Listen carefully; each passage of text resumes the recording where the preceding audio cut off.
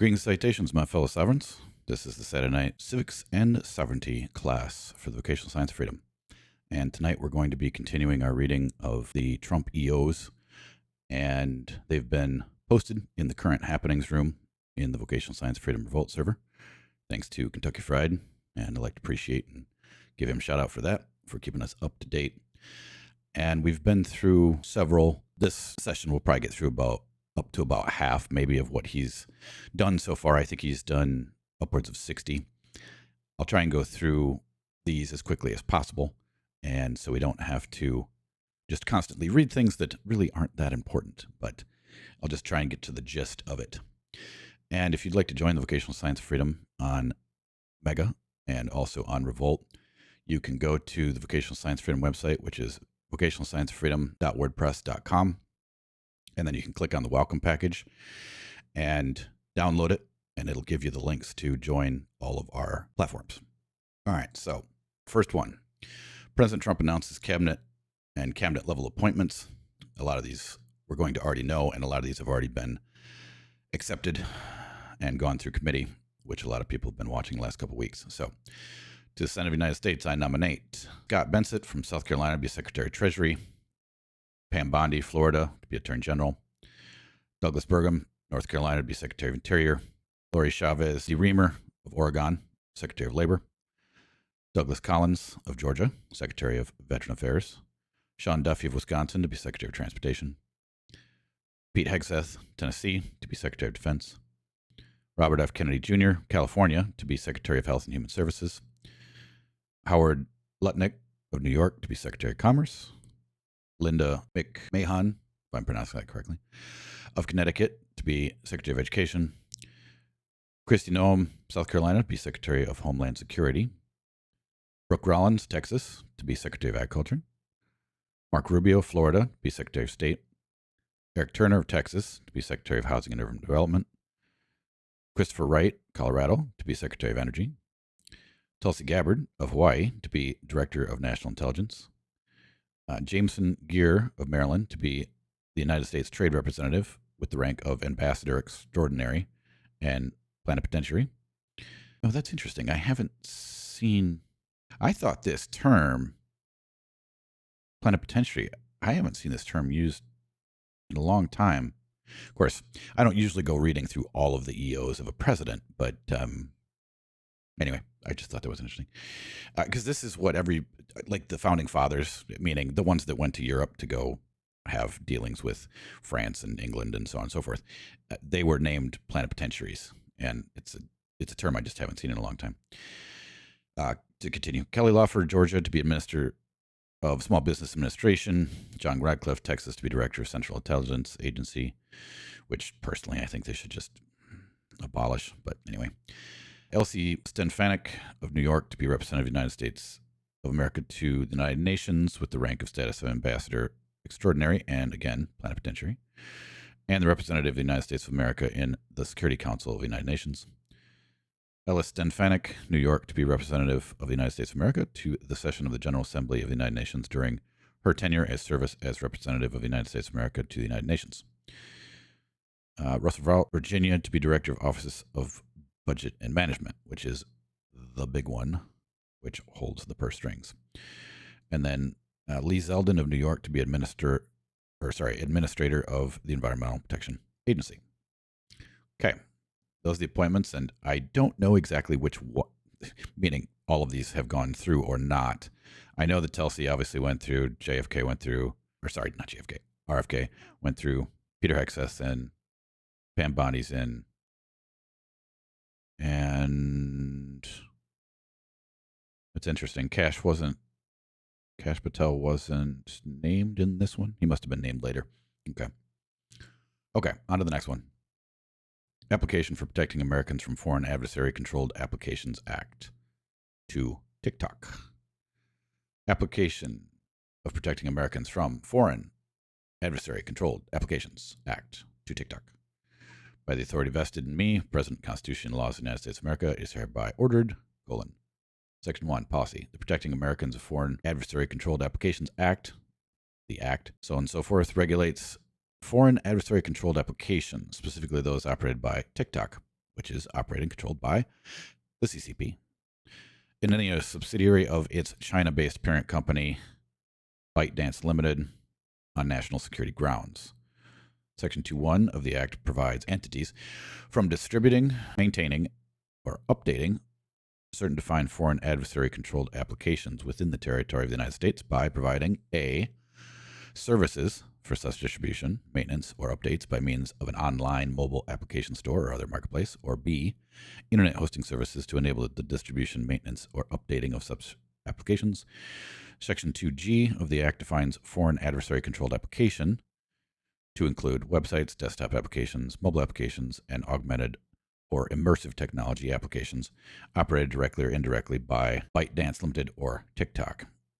Under Section 2A of the Act, of the provisions of the Act with respect to these entities became effective on January 19th, 2025. I have the unique constitutional responsibility for the national security of the United States, the conduct of foreign policy, and other vital executive functions. To fulfill these responsibilities, I intend to consult with my advisors, including the heads of relevant departments and agencies on the national security concerns posed by TikTok, and to pursue the resolution that protects national security while saving a platform used by 170 million Americans.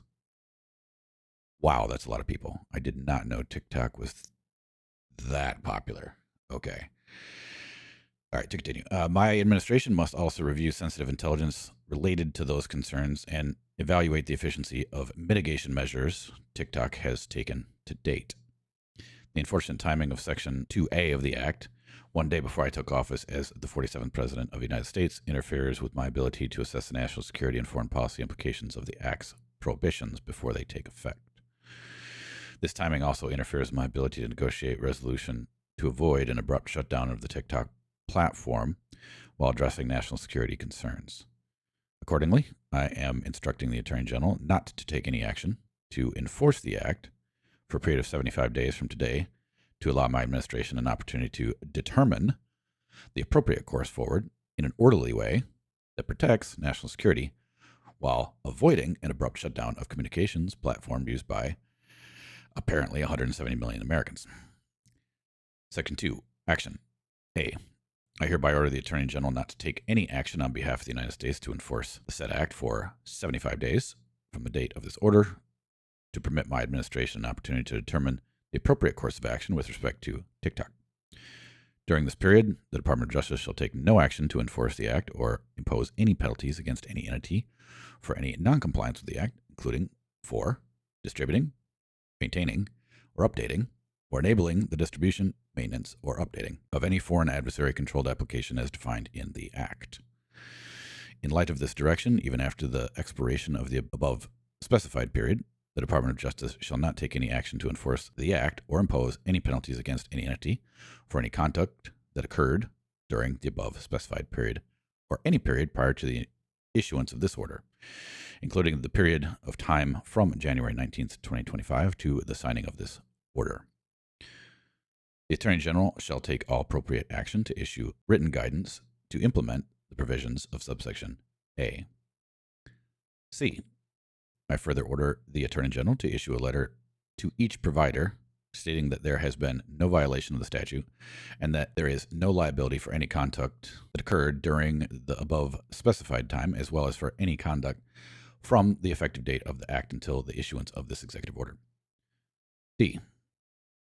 Because of the national security interests at stake and because Section 2D of the Act vests authority for investigations and enforcement of the Act only in the Attorney General, attempted enforcement by the states or private parties represents an encroachment on the powers of the executive. I'm not sure I agree with that. I'm quite certain if the states wanted to sue or abolish TikTok, I'm pretty sure they would have the prerogative right to do that. Even though, okay, SCC dealing with communications, sure, that's Fed. Yeah, at the same time, the states would still have the right to do that if they wanted. I don't see that as an encroachment. But anyway, to continue. The Attorney General shall exercise all available authority to preserve and defend the executive's exclusive authority to enforce the act. Yeah, okay, so just, enforcement of this particular act. Okay, sure, yeah, fine. But the states can act on their own volition regardless. Okay, Section 3, this is the regular boilerplate that most of the EOs end with. Nothing in this order shall be construed to impair or otherwise affect 1. The authority granted by law to an executive department or agency or the head thereof, or 2. The functions of the director of the Office of Budget and Management relating to budgetary, administrative, or legislative proposals. B. This order shall be implemented consistent with the applicable laws and subject to the availability of appropriations. Appropriations, this is what they do to all of us, is appropriate us. C. The order is not intended to and does not create any right or benefit, substantive or procedural, enforceable at law or in equity by any party against the United States, its departments, agencies, or entities, its officers, employees, or agents, or any other infant, also known as a person. The White House, January 20th, 2025. Okay. So he's postponing the shutting down of TikTok. Got it. At least until somebody can get an eye on what is actually going on. Next one. Granting pardons and commutation of sentences for certain offenses relating to the events at or near the United States Capitol on January 6, 2021, also known as the January Sixers. By the President of the United States of America, a proclamation. This proclamation ends a grave national injustice that has been perpetuated upon the American people over the last 4 years and begins a process of national reconciliation. Isn't that the truth? They had a lot of these people in solitary confinement. Could you fathom that? Solitary confinement for 4 years. Those cells are not very big. I think, personally, that all the January 6ers should all get together and do a class action together against specifically not the United States government as a whole, but those people and judges and whoever else was directly involved with their loss of 4 years of their life. And I would say heavy psychological abuse. And let that be the process of national reconciliation. Starting with a grand jury. That's what I think they should do. I think they should all get together and actually be their own bloody grand jury, all of them. Because there's nothing saying that you can't have a grand jury above 25 people. You can have it be as large as you want to. That's entirely up to you. And I think that would show a very good strength of solidarity. I think it would show a very good positive understanding of who they are. I think it would also help everybody to realize that, yes, we have sovereign power and we should use it, particularly when something like this is this egregious happens. So, to continue. Acting pursuant on the great authority, Article 2, Section 2 of the Constitution of the United States, I do hereby, A, commune the sentences of the following individuals convicted of offenses related to events that occurred at or near the United States Capitol on January 6, 2021, to time served as of January 20th, 2025. Stuart Rhodes, Kelly Meggs, Kenneth Harlson, Thomas Caldwell, Jessica Watkins. Anyway, the only person I know on this list is actually Stuart Rhodes. That actually seems like a short list. Thought there would have been a lot more of them. Okay, anyway. B, grant a full pardon, complete and unconditional pardon to all other individuals. Okay, got it. Convicted of offenses related to events that occurred at or near Capitol on January 6th. Got it. Okay, so that's everybody else clause.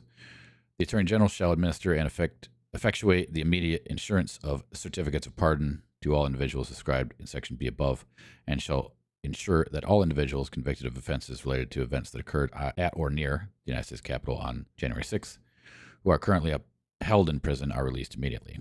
The Bureau of Prisons shall immediately implement all instructions from the Department of Justice regarding this directive. Now, after he gave this out, I do recall that it took them several days to release even the first people.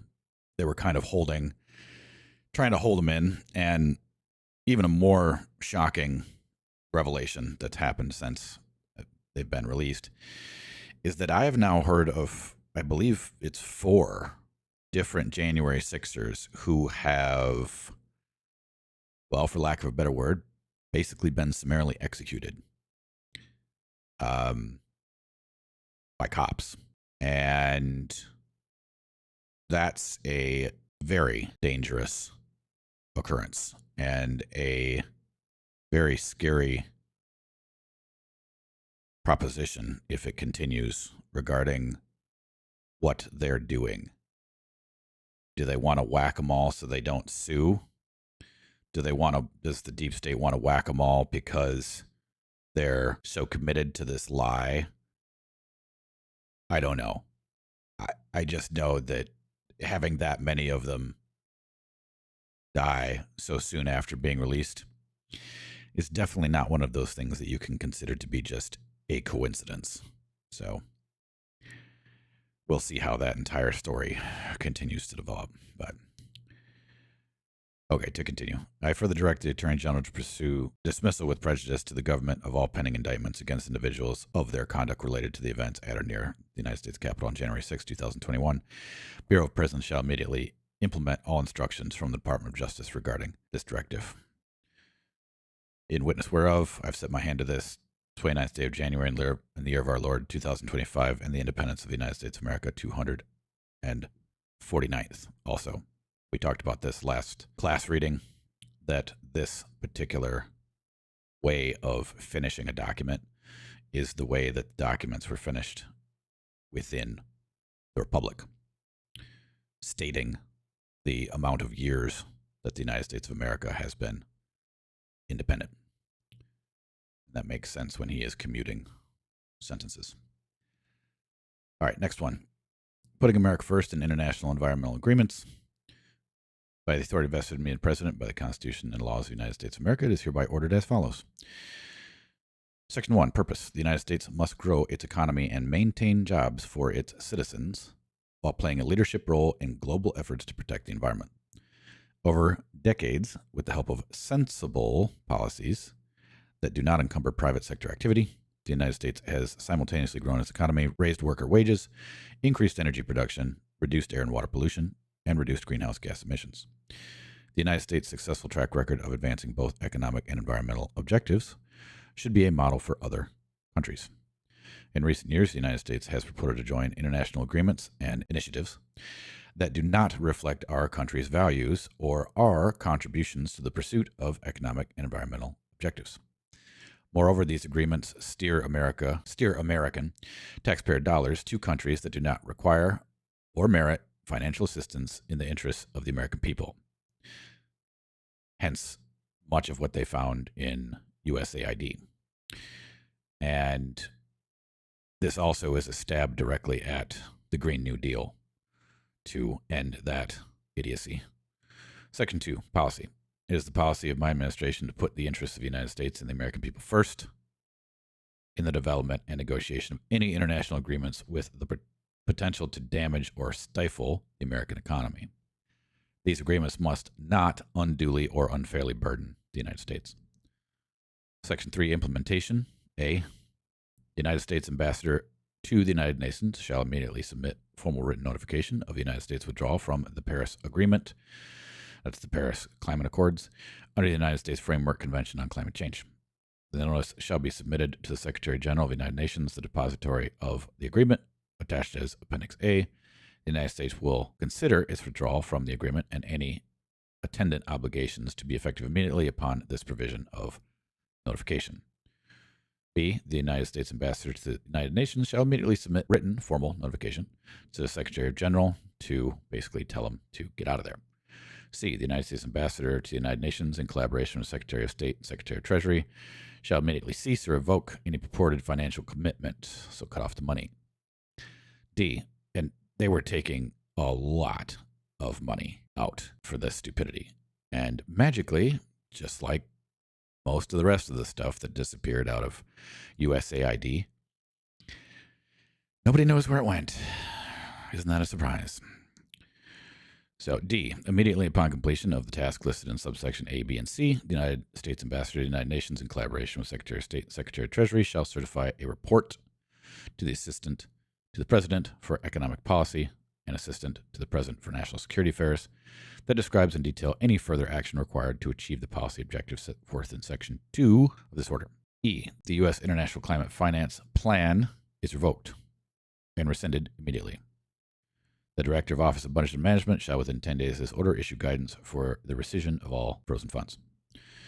F. Within 30 days of this order, Secretary of State, Treasury, Commerce, Health and Human Affairs, Energy, Agriculture, Environmental Protection, Administrator of the U.S. Agency of International Development, Chief Executive Officer of the International Development Financial Corporation, Chief Executive Officer of the Millennium Challenge Corporation. Never heard of that one.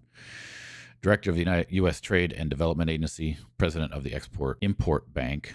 President of the Export-Import Bank. I don't know what that is. We might have to do a little bit of homework on that one. And the head of any other relevant department or agency shall submit a report to the Assistant to the President for Economic Policy and the Assistant to the President for National Security Affairs that details their actions to revoke or rescind policies that were implemented to advance the International Climate Finance Plan. Okay. G. Secretary of State, Secretary of Commerce, and the head of any department or agency that plans or coordinates international energy agreements shall henceforth prioritize economic efficiency, the promotion of American prosperity, customer choice, and fiscal restraint in all foreign engagements that concern energy policy. That's good. Because the way I see it regarding the economy and how it's going to get back on track as fast as possible is all going to be based on how much energy costs. Because everything in this country is pretty much moved around by truck. Yes, there are some rail, obviously, that moves stuff around. And by the way, rail is far more efficient. It takes, I believe, 1 gallon of diesel fuel, if used by a train, to move 1,000 pounds of material. I think it's something, it's like a ridiculous amount of miles. I think it's something like 60 miles. I'd have to check again. But it's so much more efficient than trucking everything around. But problem being is that the railway infrastructure is kind of deteriorating. And hopefully that is something that gets rebuilt and upgraded, even to high-speed rail, because the way the Japanese trains run is amazing. And that would also be amazing to take a high-speed train all the way across the country. There's no reason why we can't do that. It's not like the technology is unknown. And I think that should be something that we should do, is clearly invest back into our infrastructure so that whatever energy that we do use, we use at a much more efficient rate. We're not just wasting it. Just because you have something, just because you have a bunch of money in your pocket doesn't mean you should burn it and go out and spend it on something. You should be able to correctly conserve whatever resource you have so it is used in the best way. And so definitely updating our infrastructure regarding rail, I think, is a really critical, important part of that. And it also saves a tremendous amount of energy as well. So then you're actually, if the climate people want to bitch and scream and complain, well, say, look at how much I'm not burning because we're using more rail. So last section here, section 4, this is just the boilerplate. Nothing in here. Nothing in this order shall be construed to impair otherwise. So on and so forth, etc. Okay. On to the next one, which is guaranteeing the state's protection against invasion. This has been a very hot topic as of late because all of the illegals that have come across the border, many of them being criminals, have been doing a lot of criminal things in America. I have been seeing personally, just leisurely in the evening, flipping through, say, some shorts on YouTube or whatnot. I've been seeing a lot of those automatic ringer cams. People have been posting a lot of those online, showing just people that are clearly not from here, illegals, that hardly speak any English, come up, knock on the door, and then try and push their way into the house. Like that, I've never seen that before until like the last couple years. And now I've been seeing them all the time. So the crime rate needs to go back down, and hopefully we'll see here what what President Trump's going to do about altering that situation. Okay, by authority vested, so on and so forth. An essential feature of any sovereign nation is the existence of territorial boundaries and the inherent authority to decide who and what may cross those boundaries. The Supreme Court of the United States has described this power as a, quote, fundamental act of sovereignty, close quote, which, quote, stems not alone from legislative power, but is inherent in the executive power to control the foreign affairs of the nation, close quote. And that's U.S. Cough versus Sognancy. Probably butchered that. The Supreme Court has recognized the inherent right and duty of the executive branch to defend our national sovereignty, stating that when Congress prescribes a procedure concerning the admissibility of aliens, it is not dealing alone with a legislative power. It is implementing an inherent executive power. Congress has, in establishing, quote, a uniform rule of naturalization, close quote, created a complex and comprehensive federal scheme in the Immigration and Nationality Act, the INA. That would be 8 USC 1101, etc., to control the entry and exit of people and goods across the borders of the United States. In routine circumstances, this complex and comprehensive scheme can protect the national sovereignty of the United States by facilitating the administration of individuals whose presence serves the national interest and preventing the admission of those who do not, such as those aliens who pose threats to public health. Section 212A1 of the INA, which is Section 8 of the USC, subsection 1182A1, safety section, so on and so forth, and national security section, so on and so forth, also in Title 8. Prospective immigrants who use the visa system are screened for such health, safety, and security concerns while outside the United States and are not permitted to enter the United States until they establish that they are eligible to be admitted as a matter of law and should be admitted as a matter of discretion. But screening under those provisions of the INA can be wholly ineffective in the border environment. Right, because they're just jumping across it.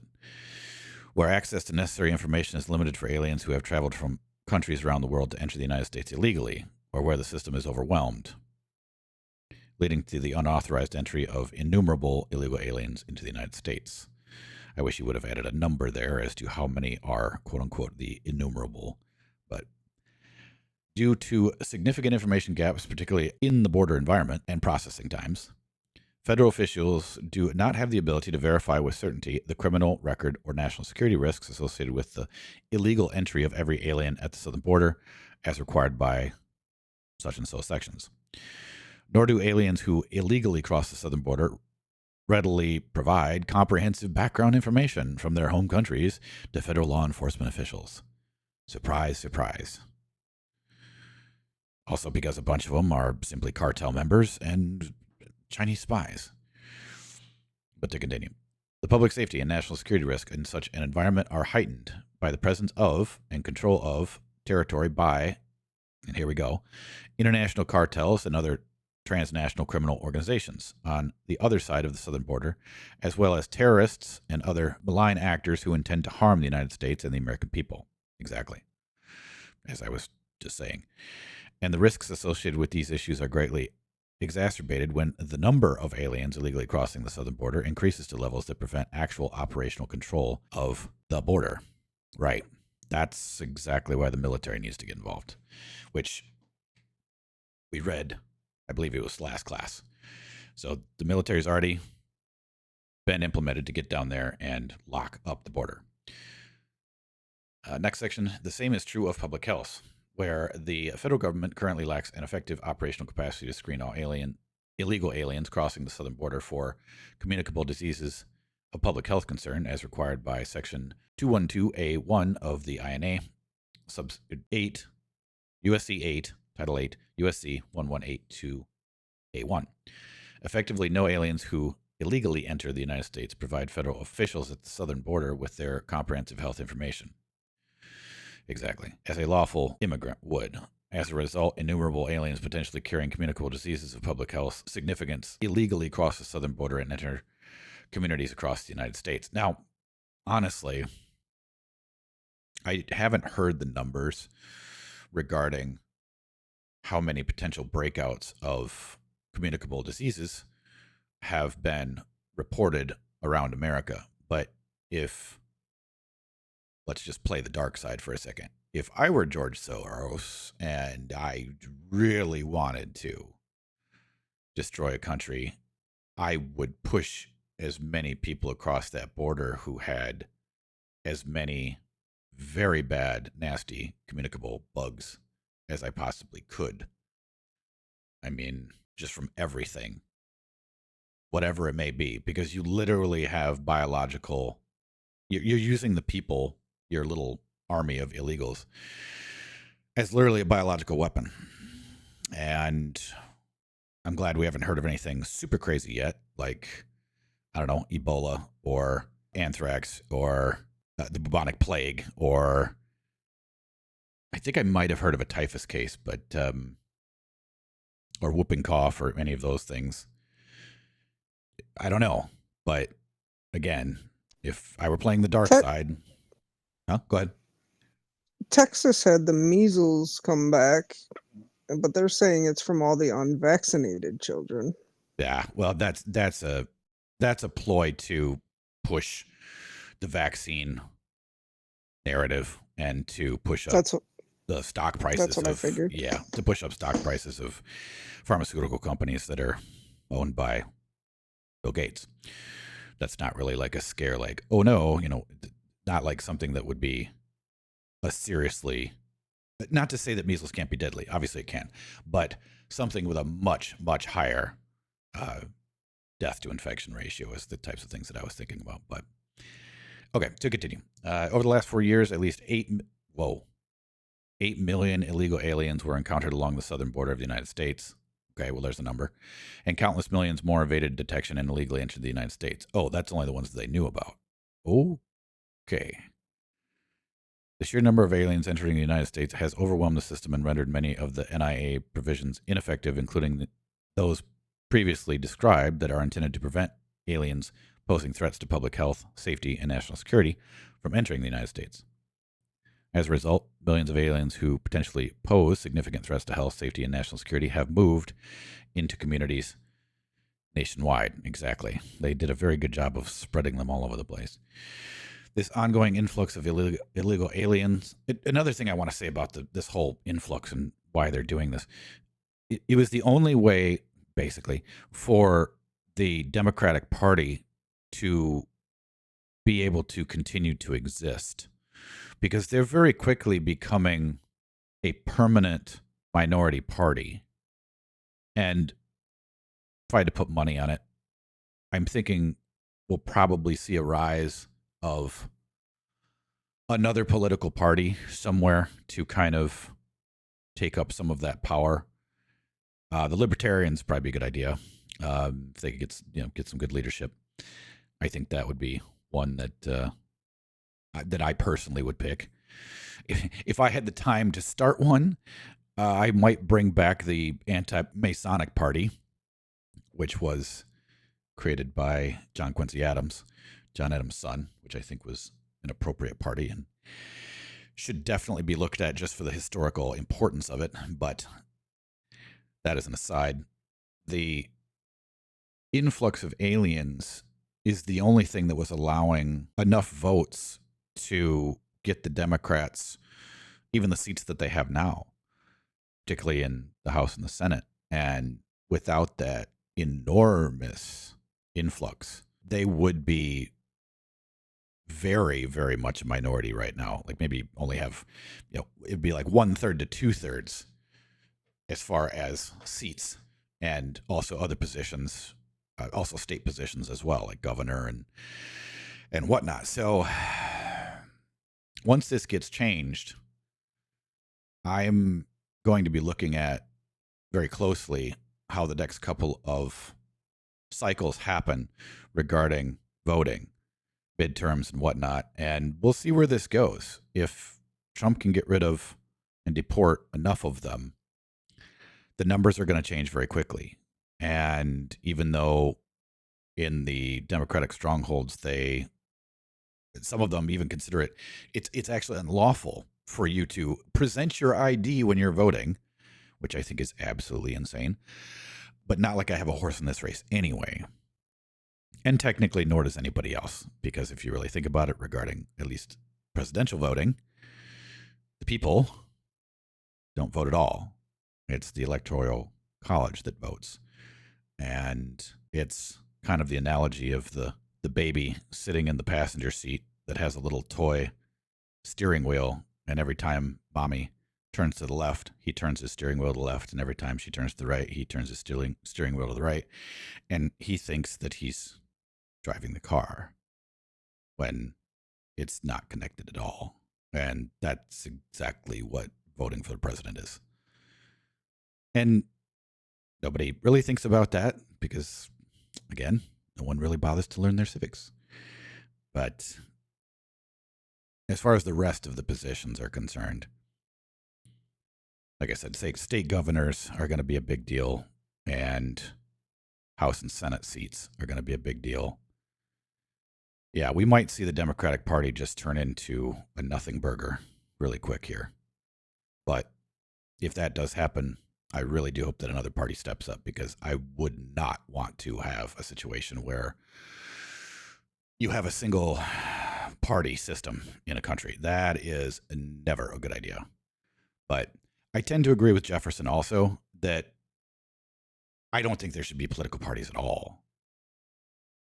But seeing as how long it's been going on, are we ever going to get rid of them? Probably not. So that's kind of a wishful thinking. But okay, anyway, to continue. In joining the Union, the states agreed to surrender much of their sovereignty, and join the Union in exchange for federal government promise of Article 4, Section 4 of the U.S. Constitution to protect each of the states against invasion. Okay, but that doesn't mean that the states surrendered much of their sovereignty. In fact, the state militias are the most powerful force in all of America. If they were ever properly wielded, or they ever fully came out,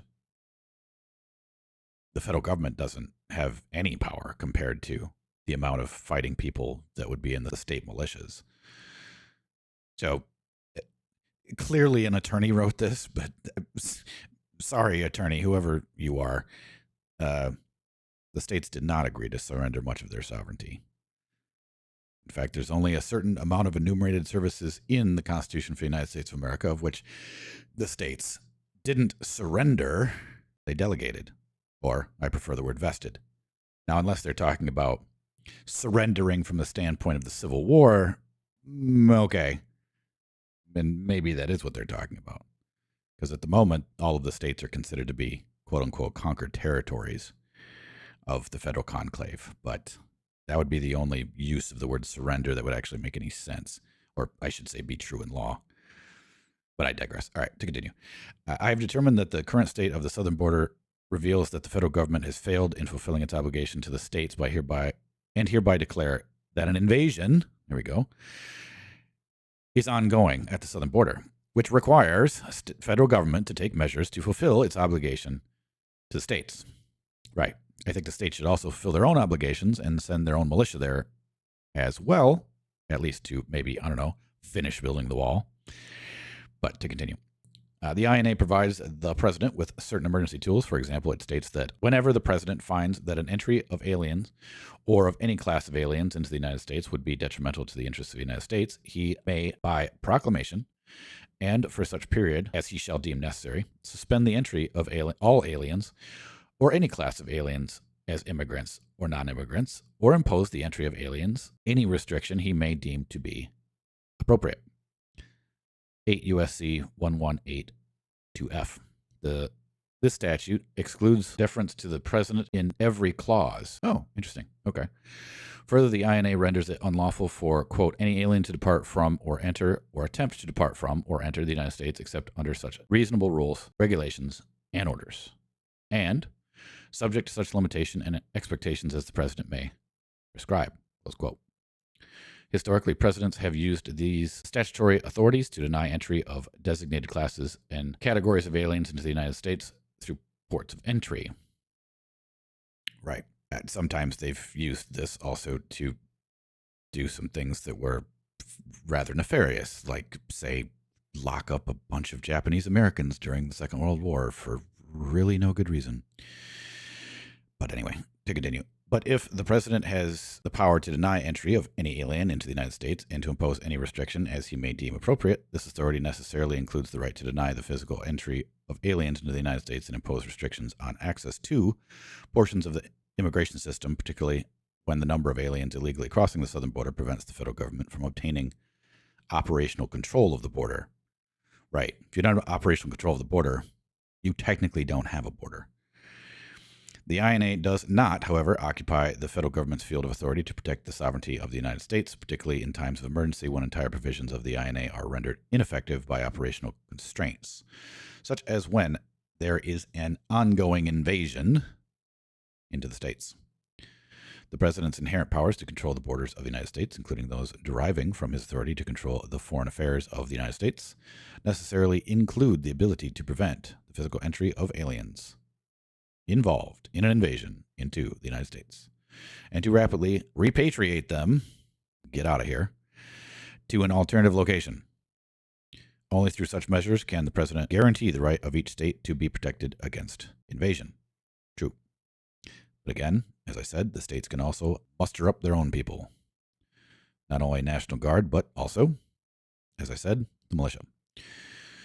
By the power vested in me by the Constitution and laws of the United States, I have determined that the current situation at the southern border qualifies as an invasion under Article 4, Section 4 of the Constitution of the United States. Accordingly, I am issuing this proclamation based upon my express and inherent powers in Article 2 of the Constitution of the United States, and in faithful execution of the immigration laws passed by the Congress, and suspending the physical entry of aliens involved in an invasion into the United States across the southern border until I determine that the invasion has concluded. Right. Now, therefore, I, Donald J. Trump, President of the United States of America, by the authority vested in me by the Constitution and the laws of the United States of America, including sections 212F and 215A of the INA, which is Title 8 of the United States Code 1182F and 1185A, and Section 301 of Title 3. United States Code hereby directs as follows. Suspension of entry, imposition of restrictions on entry for aliens invading the United States. I'm just reading the first sentences of each. Suspension and restriction of entry for aliens posing public health, safety, or national security risks. Constitutional suspension of physical entry. That's just everybody, I believe, but I'll read this one. Under the authorities provided me under Article 2 of the Constitution, including my control over foreign affairs, and to effectuate the guarantee and protection against invasion acquired by Article 4, Section 4, I hereby suspend the physical entry of any alien engaged in the invasion across. Okay, yeah, that's just cutting off everybody. Section 5, operational actions to repel the invasion. Okay, let's read this one. Secretary of Homeland Security, in coordination with Secretary of State and Attorney General, shall take appropriate action to repeal, repatriate, and remove any alien engaged in the invasion across the southern border of the United States on or after the date of this order, whether as an exercise of suspension of power in the such and such acts or as an exercise of my delegated authority under the Constitution of the United States, until I issue a finding that the invasion at the southern border has ceased. Okay, so no mention of the military there, because like I said, that was done in one of the other previous EOs. And then we have our same boilerplate, so on and so forth. Thank you very much on that one. So we'll see. We'll see how fast they deport people, and we'll also see how fast they lock down the border. And we'll also see how fast the border wall gets put up, rebuilt, and whatnot. Because I had read a few articles recently about that Biden administration apparently was selling sections and trying to scrap the border wall right up until Trump became president. And I thought, wow, if that isn't telling. But anyway. Okay, next one. Restoring names that honor American greatness. I bet I know what this one's about. This is probably the one that has the Gulf of America in it. Yep, right there. Okay. All right. I figured, I just thought I'd skip ahead and take a look at this. Okay. By authority vested, so on and so forth. Section 1, purpose and policy. It is in the national interest to promote the extraordinary heritage of our nation and and ensure future generations of American citizens celebrate the legacy of our American heroes.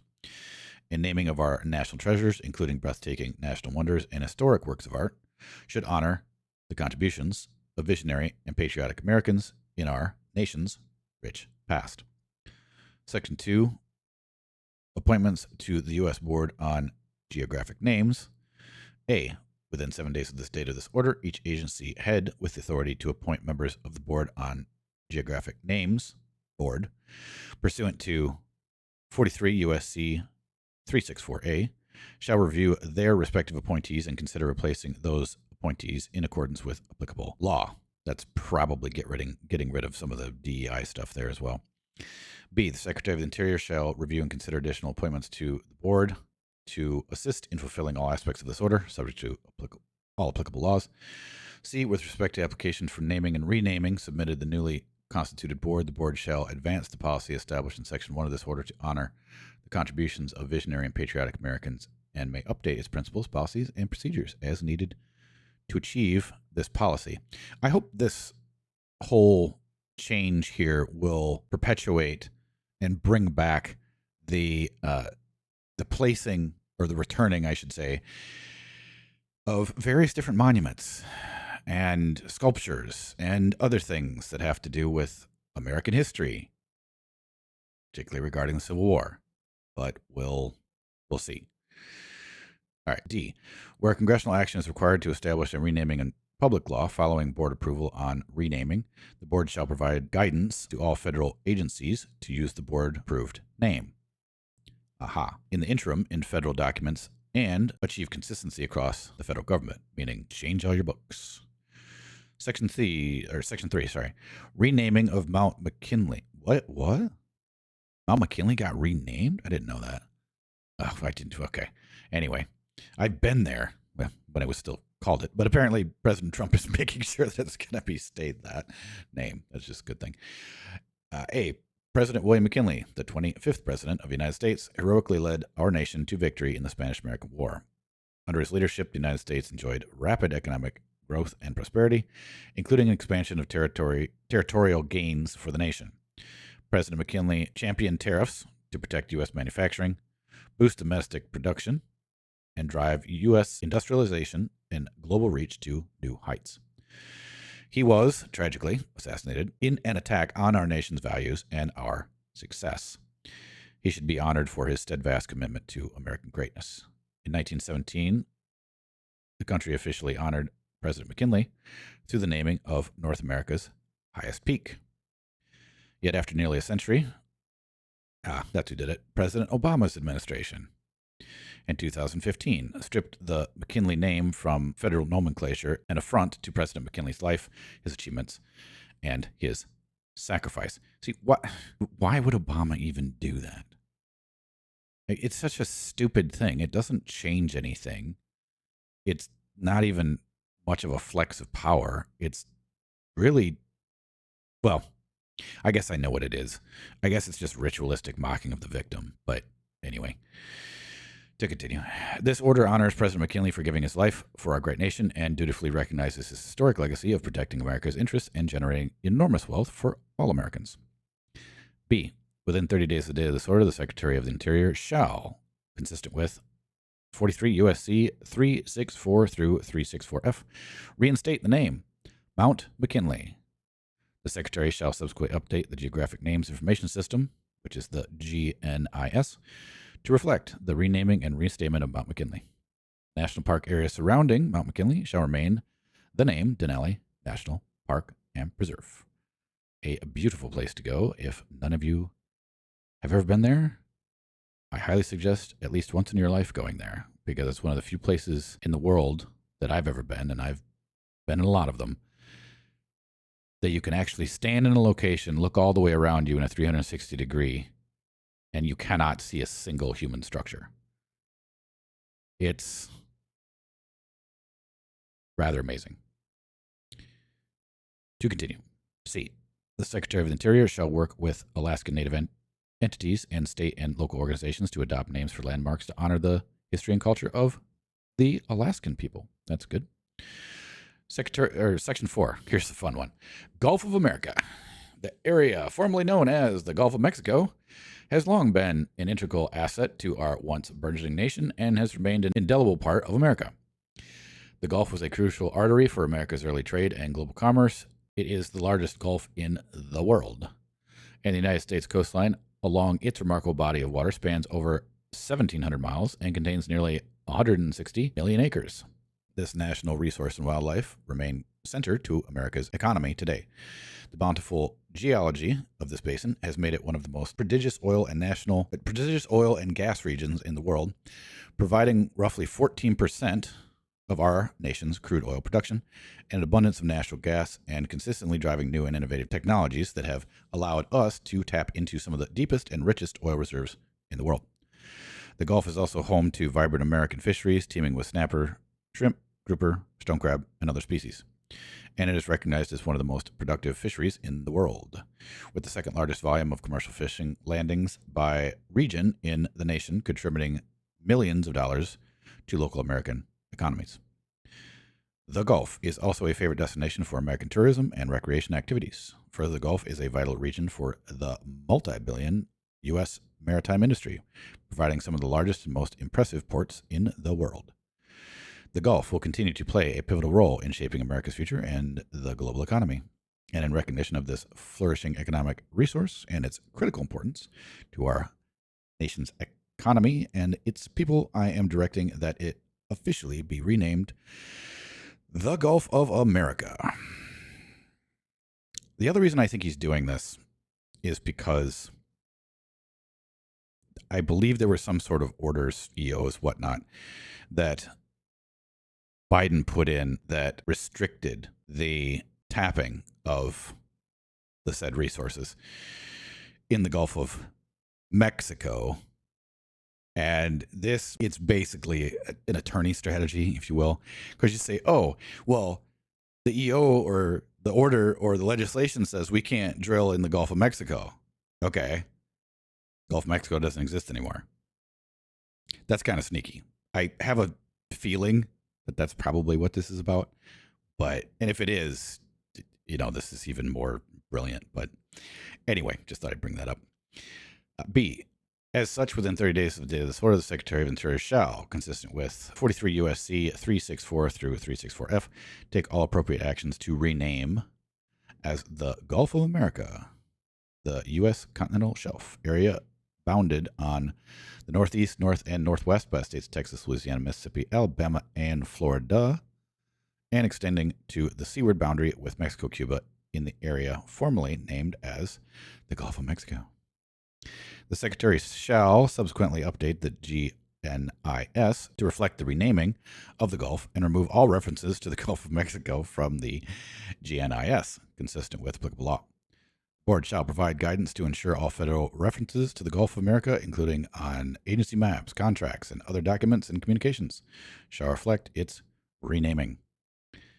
Additional action. The Secretary of Interior may solicit public and intergovernmental input regarding additional patriots to honor, particularly in the light of America's semi-quintessential celebration. Okay. And shall recommend action to me, through the Assistant to the President of Domestic Policy. And then we have our general provisions, so on and so forth. Have a nice day. The White House. So we have a new water mass to the south. And this is kind of the big one for tonight. So this is designated cartels and other organizations as foreign terrorist organizations and especially designated global terrorists. Okay, so Trump's basically going to war with the cartels, which I think is good because Mexico, as far as I'm concerned, is a failed state. It is just a bunch of warring factions, not too much different than, say, Afghanistan. And of course, the cartels are pretty much in full control. As I think I mentioned last class, this last Mexican election, if you want to call it that, was one of the bloodiest that Mexico has ever seen. I think 36 or some ridiculous amount of candidates got whacked, and now you have a cartel-controlled Jew as the quote-unquote president. So, yeah, I think it's about time we take out the cartels, because not only are they just being a constant menace at the southern border, but they're also bringing in things like fentanyl for and paid for by the CCP to kill more Americans. And me personally, I don't think we should have a country to the south or on any border of us that is run by cartels. Period, full stop. It would just not end well for any reason. So I think it's a very good idea that he is designating them global terrorists. So that pretty much that means open season. But we'll see what else is in here. Could the Bar Association be considered a cartel? Yes, the Bar Association is definitely a cartel. They're honestly considered to be a private member organization. However, they were getting an awful lot of funding through USAID. So the American Bar Association got cut off recently of their funding. Now, is that going to stop them from their perpetual fuckery that they've always been initiating against the American people and the Republic? No, probably not. But at least it's a start. So I think the American Bar Association, and there's been papers written about this. Now, I don't know if they were ever actually sued for this, but I know there've been at least 2 papers that I've read. And this was like, I think back in the 50s or 60s, where the American Bar Association was actually declared by several groups to be a communist organization, which I completely agree with. So, well, I have their book, the Bar Guild Association book, and that literally is what it says in the first 3 sentences. is that the book that actually named them a communist organization? Yes. Is that what you, okay, so that's, okay, you're reading from one of them then, yes. Yeah, and it was written in 1953. Okay, so I had my dates pretty much right too. I knew it was in the 50s or 60s, so yeah, yep. And I'm pretty sure that's not the only one that was written, but yes, that is a very good read. I might even have it in there already, because I have a specific folder in the VSOF online library that is, I just named the folder "The Enemies of the Republic." So if I have it, I have most likely put it in there. I'll have to double check. I mean, should they be considered a terrorist organization? Probably not.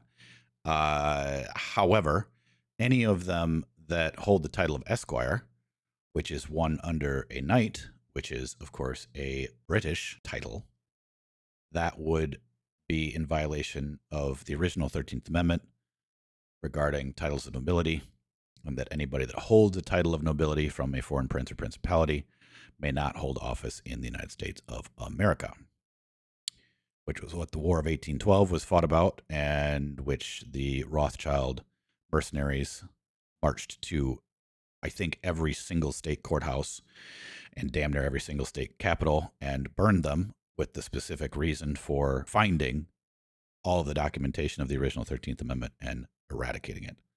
Because they realized that if they could not control the law, which is, of course, the single most important study in history. That's why I focus on it so much. If you do not understand the history of law of any nation, you don't understand its history at all, because everything is done through the law and controlled through the law. And who is at the very bottom, the very basis of the Bar Association? It's the Templars. They run everything out of the Inner Temple and Middle Temple Court, the Inns of Court in the city of London, which also includes Lincoln's Inn and a few other Inns of Court, which escape my memory at the moment. I think there's 5 of them, maybe 6. And that's where they come out of. And they've always controlled the law. And I think it's high time that we all start to realize that as far as a historic fact, and then systematically get rid of them, particularly by the use of the 13th Amendment. Okay, so anyway, let's get back to the cartels. All right, so by my authority vested, so on and so forth. Section 1, purpose. This order creates a process by which certain international cartels, the cartels, and other organizations will be designated as foreign terrorist organizations consistent with 219 of the INA, which is Title 8 USC 1189, or specially designated global terrorists consistent with IEEPA, which is Title 50 USC 1702, and Executive Order 13224 of September 23, 2001, blocking property and prohibiting transactions with persons who threaten to commit, or support terrorism, as amended. A. International cartels constitute a national security threat beyond that posed by traditional organized crime. Exactly. With activities encompassing: 1. Convergence between themselves and an extra range of hemispheric actors, meaning everybody in the whole hemisphere, from designated foreign terror organizations to antagonistic foreign governments, right, like the CCP. Complex adaptive systems, characteristics of entities engaged in insurgency and asymmetrical warfare. This bothers me from the standpoint of infrastructure, which there hasn't been a lot of attacks on yet, but in my personal opinion, American infrastructure is one of the most soft targets that they could definitely go after.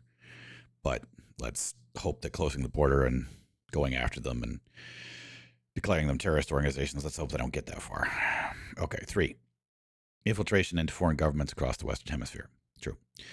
The cartels have engaged in a campaign of violence and terror throughout the Western Hemisphere that has not only destabilized countries within significant importance for our national interests, but also flooded the United States with deadly drugs, violent criminals, and vicious gangs. True.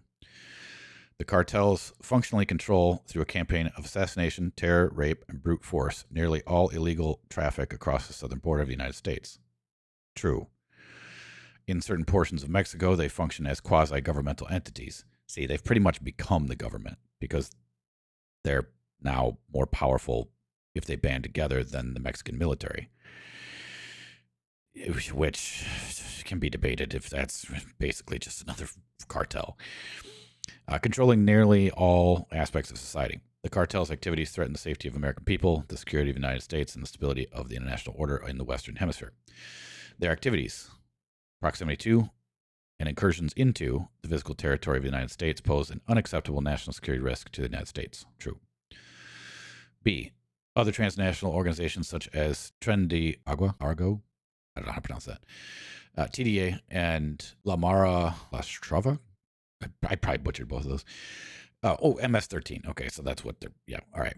Yeah, MS-13 they're one of the most violent Mexican gangs, and they're also one of the dumbest as far as what they do. But anyway, there's been a lot of dealings with MS-13 in major cities. The Mexican gangs have basically pushed most of all the black gangs out of power in major cities, just because they're more violent, they're more organized, and they get their marching orders from a much more higher organized criminal organization.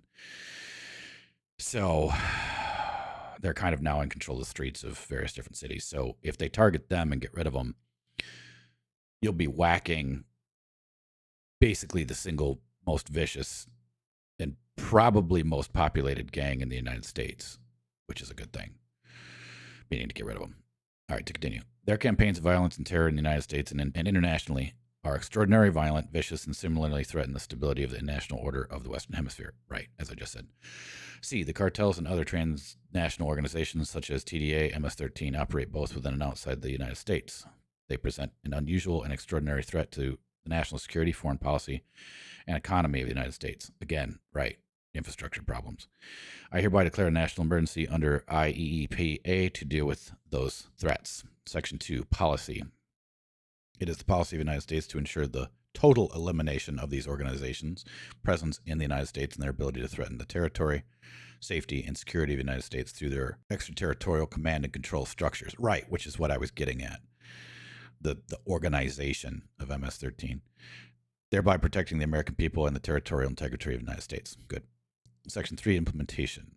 Within 14 days of the date of this order, the Secretary of State shall take all appropriate action in consultation with Secretary of Treasury, Attorney General, Secretary of Homeland Security, Director of National Intelligence, to make a recommendation regarding the designation of any cartel or other organization described in Section 1 of this order as a foreign terrorist organization, consistent with 8 U.S.C. 1189, and or a specially designated global terrorist, consistent with Title 50, USC 1702, and Executive Order 13224.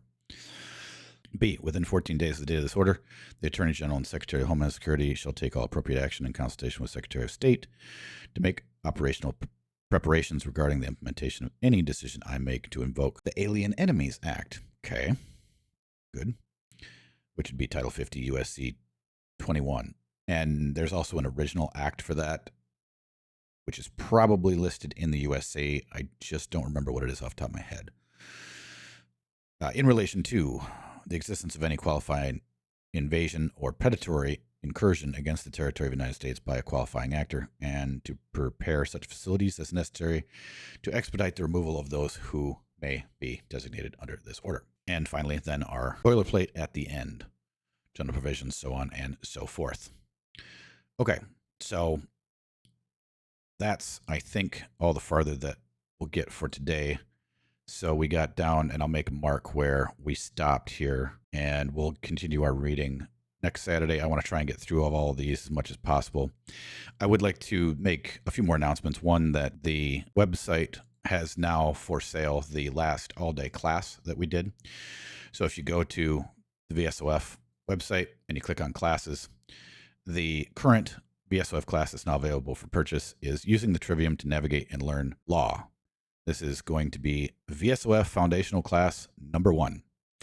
And yes, I'm well aware of the fact that many of the playlists of classes that are on the Vocational Science of Freedom platforms are labeled as master classes. That's because I kind of did this in reverse. I taught the most advanced subjects of what I knew first when I began teaching, instead of doing the foundational classes first, which obviously is a logical mistake. But to correct that, I wanted to make sure that the first foundational class that I did had to do with teaching you about the trivium. So in this class, this is what you'll learn, the duration of the class material, what I give out as far as the handouts are concerned, and that's not even everything that I gave. I also gave much more. And if you'd like to purchase the class, it is 3 rounds of silver to the VSOF, or a $100 donation to the VSOF PayPal. And if you'd like to send your silver, make sure to follow the instructions as are stated within the VSOF price sheet. And that is also up here just above as to where to send it. And then I will give you access to the mega file, which then has all of the classes in it, which you can download fully and watch them at your leisure. And again, if you'd like to join the VSOF on our Vault server or join in on classes live, you can do so by going to the VSOF website and clicking on the welcome package here.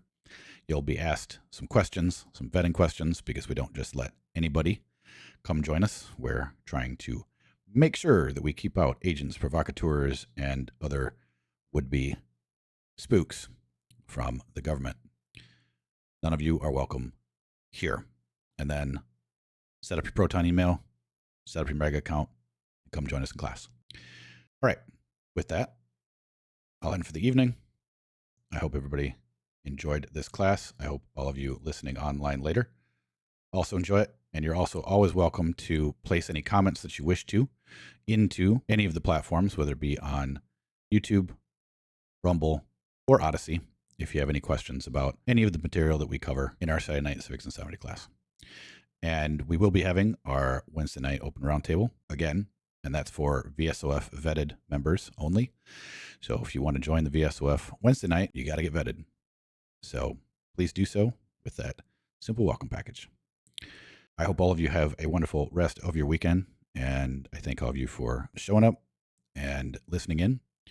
And until next time, stay safe and stay sovereign.